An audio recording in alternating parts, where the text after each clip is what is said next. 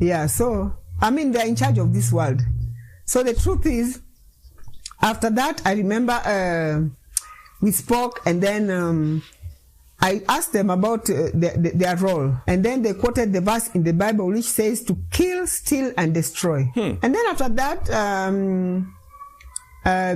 we had a long conversation. I don't remember, because after that I suffered partial loss of memory. You understand? Yeah. You can't talk to evil spirits and be the same.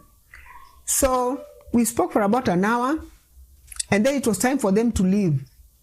But before they left, the witch doctor requested, not the witch doctor, my colleague requested if he could take pictures of them.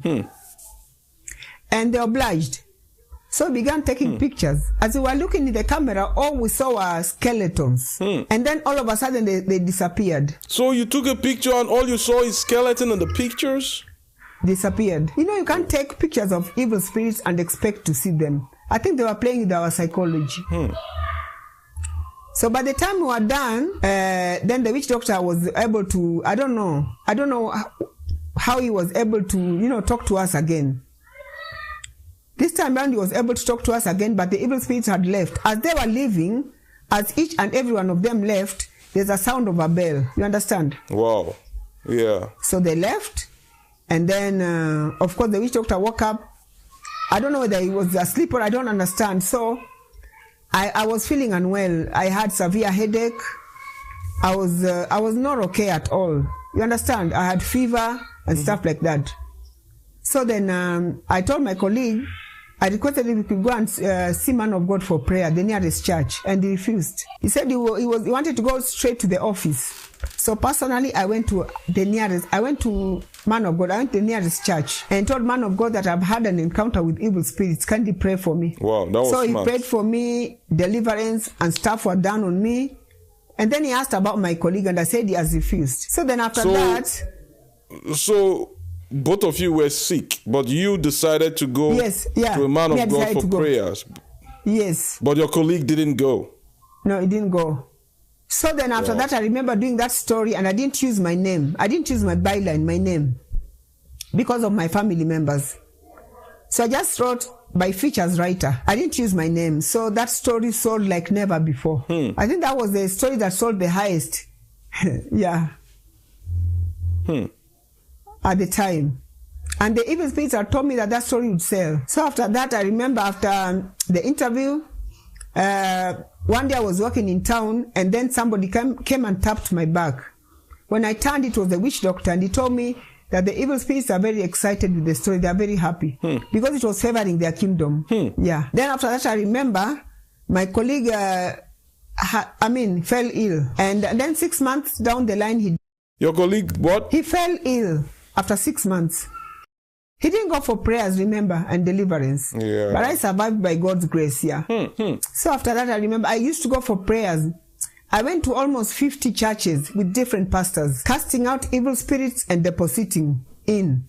Casting out evil spirits and depositing in evil spirits.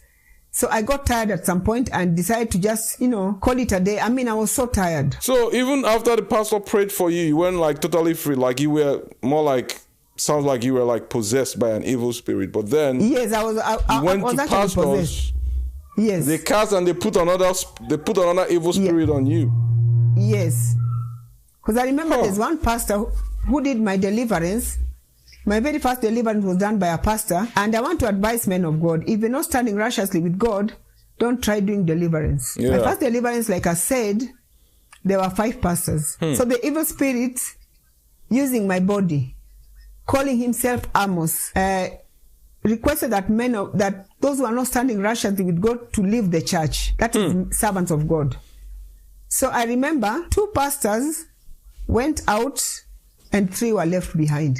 Can you believe the evil spirits calling himself Amos, the spiritual husband, in me, using my body, calling himself Amos, brought down all these pastors, including the one who was doing my deliverance, and beat his leg and pulled out meat. Whoa. Using my body. So by the time I recovered, I was conscious, I was okay. I asked Man of God, because I saw his leg he had a bandage. Of course, he had been stitched and stuff like that.